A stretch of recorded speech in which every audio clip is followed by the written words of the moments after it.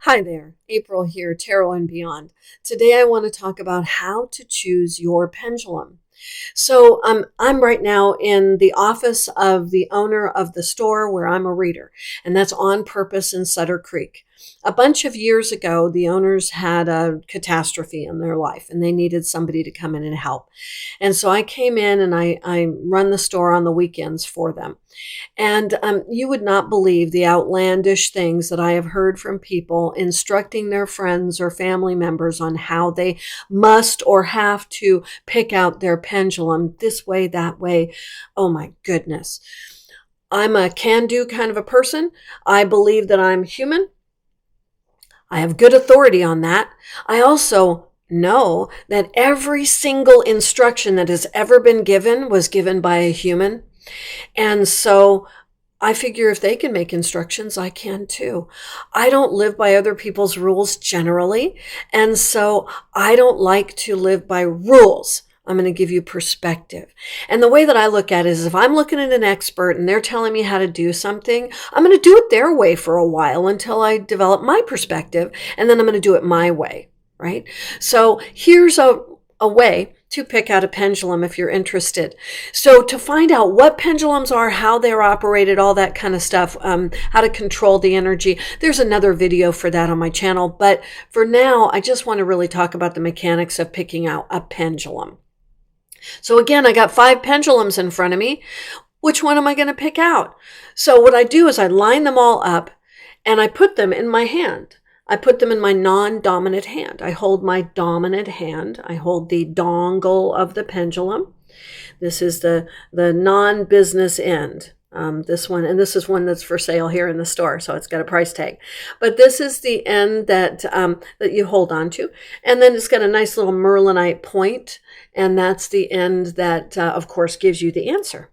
So I hold them in my non-dominant hand. I throw the whole thing in their price tag and little dongle all together. And then I pick up the pendulum. And what I'm looking for once it settles down is that shake. If I see that shake, that means I want to talk to you. That means the pendulum wants to talk to me, right? So that one goes in the maybe pile. And then I keep doing that with every pendulum. Any that don't shake, they don't want to talk to me. I put them away, right? Give them back to the shelf. And then I take what's left, the ones that want to talk. Usually there's 2 or 3 of those. And so then I do the same exact thing. I pick them up again and I look at them and I kind of measure how active that jiggle is. The ones that are really jiggly, they want to talk. The ones that are a little jiggly, they want to talk maybe next Tuesday. So I put those aside. I narrow it down until I get to 1 pendulum. That 1 pendulum then becomes mine. I buy it, right? Take the price tag off. So when I'm using the pendulum, when I'm reading with the pendulum, I don't touch the dongle other than with my little fingers that hold it in the palm of my hand. If you hold a pendulum like this when you read it, do you know what you have? You have 2 pendulums. Who needs that? What I found is usually they tell you the opposite things. Each end will move a different way. How dumb is that?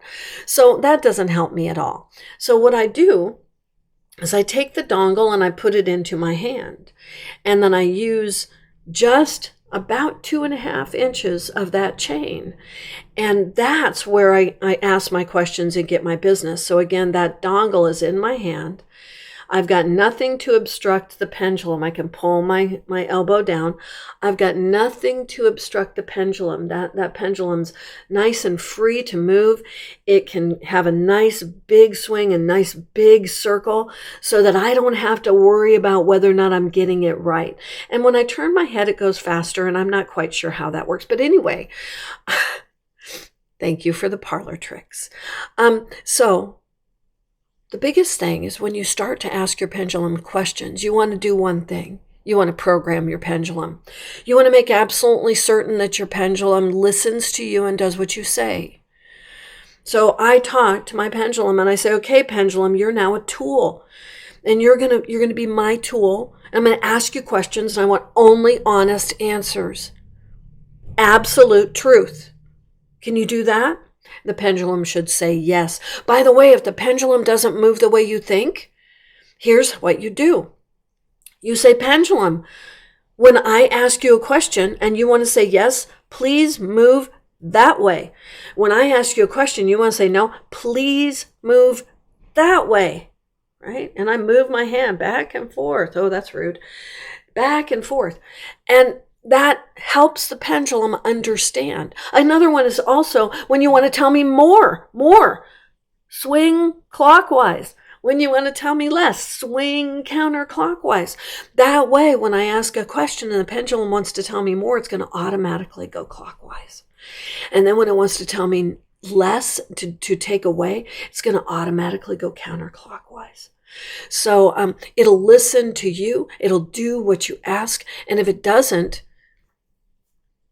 put your hands on your hips and say, we're going to try this again. And get a little attitude, because you are the boss. Your pendulum is a tool. It does not have a personality specifically. It's got an attitude, don't get me wrong. My pendulum, if I try to ask it a question about me, it'll screw with me. But usually when I ask questions about anybody else, it's absolutely accurate. So I take my pendulum with my dongle in my hand, and then I ask my questions. You want to ask questions that are yes or no answers, more or less answers. If it's something broad and it doesn't fit into those 4 categories, reword the question until you can get there. Understand you can ask any number of questions, and sometimes I'll have to build my questions. Like somebody's going through a lawsuit and they want to know how it's going to turn out. Well, the first thing I'm going to do is ask about just generally the outcome of the legal action. And then I'm going to ask how my client feels about that outcome. I'm going to ask if there's any warnings or alerts or any cautions. I'm going to ask if there's anything that they can do to increase their happiness about the answer, right? So you just want to dial that in just a little bit. But when you do, pendulums give you absolutely fabulous answers. Yes, you can use letter charts and yes, no charts and all of that. But what I found is I've got this, and I've got this beautiful mechanism. Actually, this is a deck of tarot cards right here. I read the tarot with my pendulum, and I do that understanding that this represents major arcana. Get my jewelry straight. This represents minor arcana broken into 4 suits: cups, pentacles, swords, wands, alphabetic, so I remember.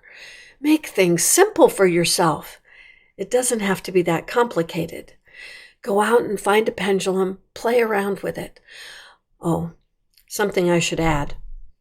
When I first started reading, I was a skeptic. You hear that in all my other videos. And when I first touched a pendulum, I didn't really believe all this crap. So the pendulum politely said, I'm not going to speak to you because you're not talking. You don't respect me. And so I would ask a question and the pendulum would do that.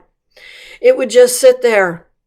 So I would keep it on my desk and my table, and I would do my readings, and it would always be there. And then one day it felt like it wanted to talk, and I picked it up, and it's never shut up again. It always wants to talk now. Now what happened was my mind opened enough to allow the possibility of those answers to be accurate. Just the possibility. If your mind is closed, so are your channels, so's the information that you get. Open your mind, believe in what you don't know, and you'll find that you have a lot more ability than you think. Okay, that's enough of me today. You go and have a great day. And if you have any questions or need anything, you can post questions down there. I'll try to answer emails real quick. Please subscribe, like, share, do anything that you can to help me with this channel, because I'd really like to talk to people. And have a wonderful, wonderful day. Thanks for watching.